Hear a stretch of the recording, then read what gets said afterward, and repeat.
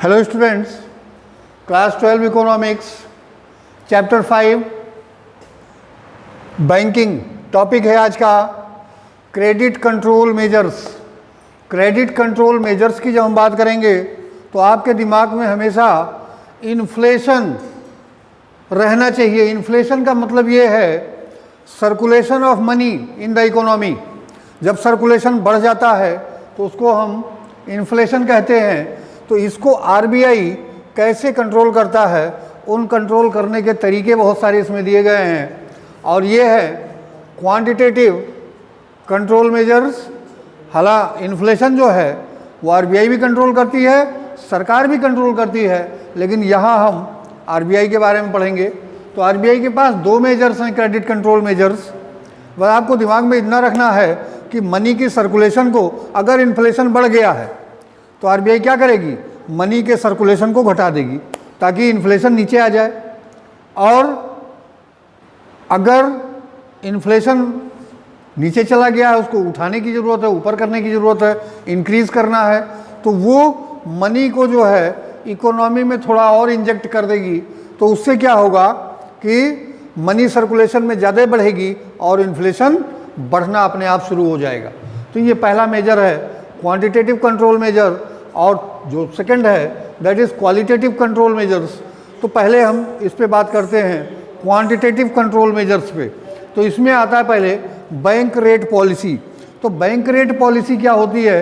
Bank rate policy वो होती है जिसमें कॉमर्शियल बैंक जब आरबीआई से पैसा लेते हैं, जब उनको नीड होती है और आरबीआई से बोरो करते हैं तो कुछ ब्याज लेता है वो। तो ब्याज लेता है, तो जो भी ब्याज वो लेता है आरबीआई किससे लेता है? कॉमर्शियल बैंक से। That is called bank rate. Bank rate. अब आरबीआई से कर्जा लिया कॉमर्शियल बैंक ने, जो भी ब्याज उसको दे रहा है दैट इज बैंक रेट। अब कॉमर्शियल बैंक से कर्जा लिया हमने, आपने, किसी और ने, तो that is called interest rate. Interest rate. अब देखिए, ये दोनों रेट एक दूसरे से रिलेटेड भी हैं। कैसे? अगर महंगा ब्याज लिया है उसने, ज़्यादा इंटरेस्ट पे, ये जो बैंक रेट है ना ये हाई है, मतलब आरबीआई ने महंगे रेट पे कॉमर्शियल बैंक को लोन दिया है, तो कॉमर्शियल बैंक हमको भी महंगे रेट पे लोन देगा। तो ये बैंक रेट पॉलिसी क्या होती है? जब भी अगर सर्कुलेशन में पैसा ज़्यादा हो गया, इन्फ्लेशन बढ़ रहा है, तो आरबीआई क्या करेगी? बैंक रेट बढ़ा देगी। जब भी कॉमर्शियल बैंक को ज़रूरत होगी पैसे की तो कहेगी हम आपको 1% या 0.5% या 0.25% कुछ भी जो बढ़ा दे, इतने बढ़े हुए बैंक रेट पे अब हम आपको पैसा देंगे। तो जब ये महंगा पैसा पाएगा तो ये महंगा ब्याज महंगे ब्याज पे देगा, यानी इंटरेस्ट रेट भी बढ़ जाएगा। और जब ये रेट बढ़ जाएगा तो हम आप बोरो करने से बचेंगे कि भैया रेट बहुत महंगा है, अभी बोरो ना करो, थोड़ा सा रेट सस्ते हो जाएं, इंटरेस्ट रेट थोड़ा कम हो तब बोरो किया जाए। तो उससे क्या होता है कि जब ये महंगा पैसा पाएगा तो महंगा जो है लेंडिंग करेगा कॉमर्शियल बैंक, और जब लेंडिंग इसकी महंगी होगी तो हम आप लेंडिंग से बचेंगे, और जब हम आप लेंडिंग से बचेंगे तो फिर सर्कुलेशन में पैसा अपने आप कम हो जाएगा। तो ये एक तरीका है रिजर्व बैंक के पास जिससे वो क्रेडिट को कंट्रोल करता है। फिर ओपन मार्केट ऑपरेशन। इसमें क्या होता है, गवर्नमेंट के पास सिक्योरिटीज़ होती हैं। जब कभी गवर्नमेंट को पैसे की ज़रूरत पड़ती है, वो आरबीआई के हाथ उन सिक्योरिटीज़ को बेच करके आरबीआई से पैसा ले लेती है। और उसके बाद ऐसा भी होता है कि अपनी, अगर गवर्नमेंट के पास पैसा एक्सेस है तो अपनी पैसा दे करके आरबीआई को अपनी सिक्योरिटी गवर्नमेंट फिर से वापस ले लेती है। तो ओपन मार्केट ऑपरेशन में ये होता है कि अगर पैसा फ्लो में ज़्यादा है, तो फ्लो में कैसे होता है, जब गवर्नमेंट के पास पैसा होगा तो गवर्नमेंट उसको तमाम तरह के हेड्स में पैसा खर्च करती है, और पैसा जब गवर्नमेंट खर्च करेगी तो वो पैसा इकोनॉमी में फ़्लो होगा, और जब पैसा इकोनॉमी में फ़्लो होता है तो इन्फ्लेशन अपने आप बढ़ता है। और ये गवर्नमेंट सिक्योरिटी क्या करेगी, बेच देगी आरबीआई के हाथ, और जब सिक्योरिटी बिकेगी तो आरबीआई पैसा देगा गवर्नमेंट को, और गवर्नमेंट उस पैसे को पब्लिक इंटरेस्ट में खर्च करेगी, और जब ये पैसा खर्च होगा तो उससे इकोनॉमी को फ़ायदा होगा, कहीं ना कहीं हमारे आपके जेब में पैसा आएगा। तो इस तरह से ओपन, और अगर लगता है आरबीआई को कि नहीं पैसा फ्लो में ज़्यादा है, अब इसको इन्फ्लेशन को कम करने की ज़रूरत है, मनी सर्कुलेशन को कम करने की ज़रूरत है, तो वो पैसा गवर्नमेंट से ले लेगी अपने पास, उनकी सिक्योरिटी उनको वापस कर देगी, और उसके बाद जो इन्फ्लेशन रेट है वो अपने आप डाउनवर्ड जाना शुरू हो जाएगा। उसी तरह से फिर ये थर्ड पॉइंट है legal reserve requirement. Legal reserve requirement में आपको हमने पिछले वीडियो में पढ़ाया था LRR means legal reserve requirement, ये वही लिखा हुआ है लीगल रिजर्व। इसमें दो पार्ट आपको पढ़ाए थे, एक CRR और एक SLR। CRR वो हिस्सा होता है कैश रिजर्व रेशियो, ये हमारे आपके डिपॉजिट का सर्टेन परसेंटेज जो रिजर्व करता है bank, that is called LRR, और उस पोर्शन का LRR के पोर्शन का एक सर्टेन परसेंटेज आरबीआई के पास जो जमा कर देता है दैट इज कॉल्ड CRR, और जो खुद के पास रिजर्व कर लेता है commercial bank that is called SLR। अब लीगल रिजर्व रिक्वायरमेंट से कैसे ये क्रेडिट कंट्रोल होगा, कैसे जो है इन्फ्लेशन को घटाया बढ़ाया जाएगा, तो क्या करेगी आरबीआई इंस्ट्रक्शन इशू करेगी कमर्शियल बैंक्स को कि LRR आप बढ़ा दीजिए बाई 10%। LRR इंक्रीज हो गया।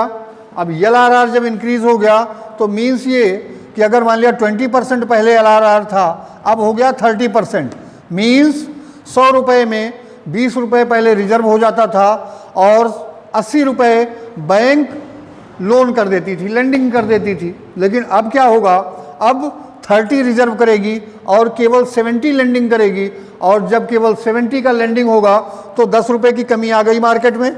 पैसा वो बैंक के पास जब रिजर्व हो गया तो 10 रुपये की कमी आ गई। इसी तरह से बहुत कमी आ जाएगी। ये तो परसेंट में है 10%, पूरे डिपॉजिट का तो पता नहीं, इकोनॉमी में पता नहीं कितना कमी आएगी। तो जब कमी आएगी इस तरह से तो क्या होगा, इन्फ्लेशन कंट्रोल हो जाएगा।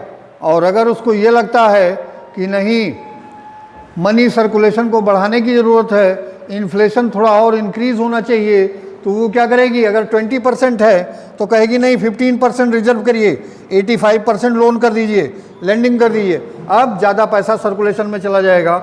ज़्यादा पैसा जब सर्कुलेशन में जाएगा तो क्या होगा, इन्फ्लेशन बढ़ जाएगा। उसके बाद बात करते हैं रेपो रेट और रिवर्स रेपो रेट की। रेपो रेट वो रेट है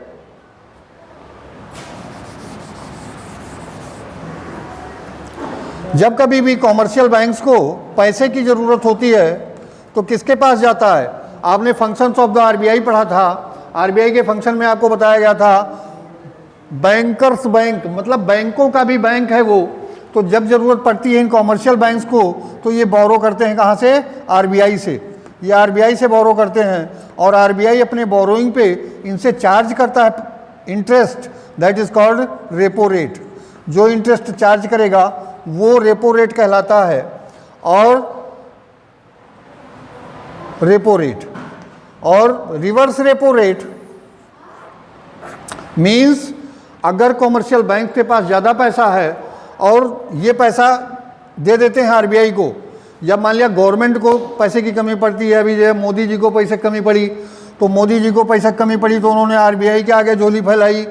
आरबीआई के पास भी अगर पैसा नहीं है तो कॉमर्शियल बैंक के सामने झोली फैलाएगा, और कॉमर्शियल बैंक का जो पैसा आरबीआई के पास जाएगा वो पैसा वो भी कॉमर्शियल बैंक भी ब्याज लेगा आरबीआई से, that is called reverse repo rate. तो ये रेट भी जो है इम्पैक्ट करता है मनी सर्कुलेशन पे, और जब मनी सर्कुलेशन पे इम्पैक्ट करेगा तो हमारा इन्फ्लेशन ऊपर नीचे जा सकता है। तो इतने सारे मेजर्स ये हैं क्वांटिटेटिव मेजर्स आरबीआई के पास जिसके थ्रू वो इन्फ्लेशन को कंट्रोल कर सकता है। उसके बाद ये कुछ क्वालिटेटिव मेजर्स 3 दिए हुए हैं। इसमें है मार्जिन रिक्वायरमेंट।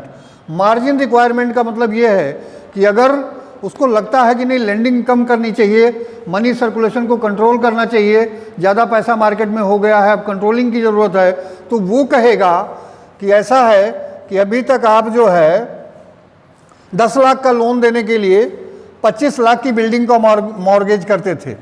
25 लाख की बिल्डिंग है या एसेट है कोई, और उस पर लोन कितना देते थे? 10 लाख। अब क्या कहेगा? अब वो कहेगा नहीं, 10 लाख उसको दो जिसके पास 50 लाख की एसेट हो। 50 लाख का मॉर्गेज अगर कर सके तो 10 लाख ले जाए, नहीं तो ना ले जाए। तो क्या होगा? जिसके पास 50 होगा वो 10 लाख ले जाएगा, और नहीं तो जिसके पास 25 लाख की बिल्डिंग होगी या एसेट होगी या खसरा खतौनी होगी तो 5 लाख रुपया पाएगा। तो इससे क्या होगा? ये जब पैसा उसको कम मिलेगा तो मनी अपने आप सर्कुलेशन में कम हो जाएगी। तो ये, और इसका उल्टा भी, वाइसे वर्सा भी यही कि जब चाहेगा वो कि नहीं पैसे का सर्कुलेशन बढ़ाना है तो कहेगा नहीं, 5 लाख का लोन उसको दे दो जिसके पास 10 लाख की एसेट हो। 10 लाख की एसेट हो तो दे दो उसको 5 लाख का लोन। फिर और कहेगा सर्कुलेशन बढ़ाना है तो कहेगा 6 लाख की एसेट है तो दे दो उसको लोन। सर्कुलेशन बढ़ाना है तो ये तरीका है, घटाना है तो वो तरीका है जो आपको बताया। तो उसके बाद मॉरल सुएशन की बारी आती। तो इसमें क्या होता है, ये एक इनफॉर्मल वे है। इनफॉर्मल वे का मतलब ये हो गया कि एक एडवाइस देता है बैंक, आरबीआई कॉमर्शियल बैंक्स को एक एडवाइस करता है मॉरलिटी ग्राउंड पे कि आप जो है इस तरह से कर लो कि मनी को सर्कुलेशन में ज़्यादा ना होने पाए। तो उसके लिए कोई भी एडवाइस वो दे सकता है कि आप जो है किस तरह से फाइनेंस करिए। तो वो जो होता है वो रिटर्न नहीं होता है। रिटर्न ना होने का मतलब इनफॉर्मल हो गया वो। और जब भी वो इन राइटिंग देता है, जब भी वो इंस्ट्रक्शन इशू करता है तो वो हो जाता है एक फॉर्मल वे में। और ये इनफॉर्मल वे में इंस्ट्रक्ट करेगा, उसको एडवाइस देगा जिसकी कोई ऑथेंटिसिटी नहीं है। हालांकि उसको मानने के लिए कोई भी कॉमर्शियल बाध्य भी नहीं, कॉमर्शियल बैंक बाध्य भी नहीं है। लेकिन आरबीआई का कहना, कॉमर्शियल बैंक्स अगर वो इनफॉर्मल वे में भी है तो इनफॉर्मल वे में दी गई उसकी एडवाइस को भी वो ऑर्डर की तरह फॉलो करते हैं कॉमर्शियल बैंक्स। तो इसलिए अगर इन मोरल ग्राउंड्स में भी कोई एडवाइस आरबीआई देता है अपने कॉमर्शियल बैंक्स को तो उस एडवाइस को भी ये फॉलो करते हैं। और ये जो एडवाइस होती है ये भी इन्फ्लेशन को कंट्रोल करने में या इन्फ्लेशन को घटाने बढ़ाने में मददगार साबित होती है। उसी तरह से ये क्रेडिट रैशनिंग जो है ये थर्ड कंट्रोल मेजर है जिसमें आरबीआई कहता है सेक्टर वाइज डिवाइड कर देता है। जैसे मान लिया एग्रीकल्चर सेक्टर है, एग्रीकल्चर सेक्टर, अब कहेगा एग्रीकल्चर सेक्टर पे आप जो लेंडिंग करते हो थोड़ा कम कर दो, इंडस्ट्रीज़ को थोड़ा बढ़ा दो। तो इंडस्ट्रीज़ में वो बढ़ा देगा और एग्रीकल्चर में घटा देगा। या इसका उल्टा भी कह सकता है कि एग्रीकल्चर में आप बढ़ा दो, इंडस्ट्री में आप घटा दो। तो वो जो है जैसा अकॉर्डिंग टू द टाइम जैसी रिक्वायरमेंट होता है उस तरह की रैशनिंग जो है ये आरबीआई करता है क्रेडिट को कंट्रोल करने के लिए। तो ये बहुत सारे क्रेडिट कंट्रोल मेजर्स हैं जो आज आपने पढ़े। अब अगले वीडियो में इसके और आगे बताया जाएगा। Thank you sir.